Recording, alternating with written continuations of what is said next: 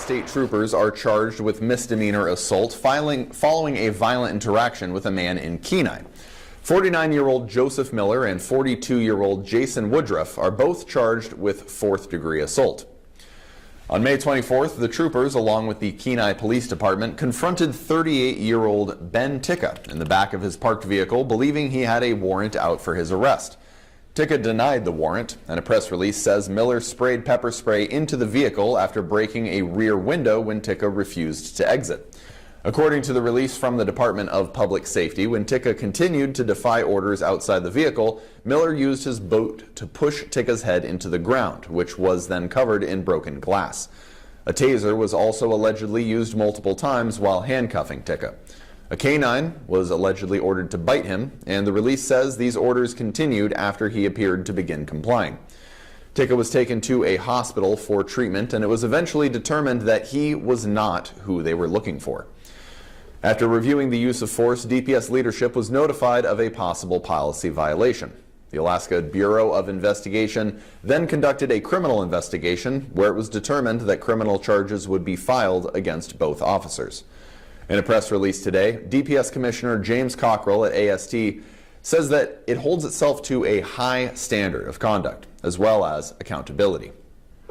When I reviewed this video, I was totally sickened by what I saw. Two Alaska State troopers that represent this uniform, represents this state, conducted themselves in this way. Because of their actions, there was significant injuries to the person that went to the hospital that was in that vehicle.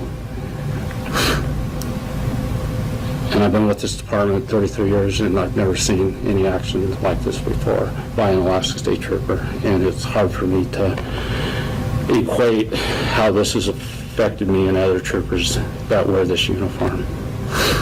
Let me be clear, the action of these two individuals is not acceptable to me. It's not in the line of our training and our policy, and I know it's not acceptable to the Alaskans that we serve. According to Cockrell, both troopers are still employed by the state and are currently on administrative leave. It's unclear whether that is paid leave. They're scheduled to be arraigned in court September 10th. According to John Skidmore, Deputy Attorney General for the Criminal Division with the Alaska Department of Law, body cam footage will not be released publicly until after the trial ends. When there is body-worn camera footage, that is evidence in a criminal investigation. We do not release evidence in criminal investigations for the risk that that can interfere with a citizen's constitutional rights when charges are brought. This is an example of where charges have been brought.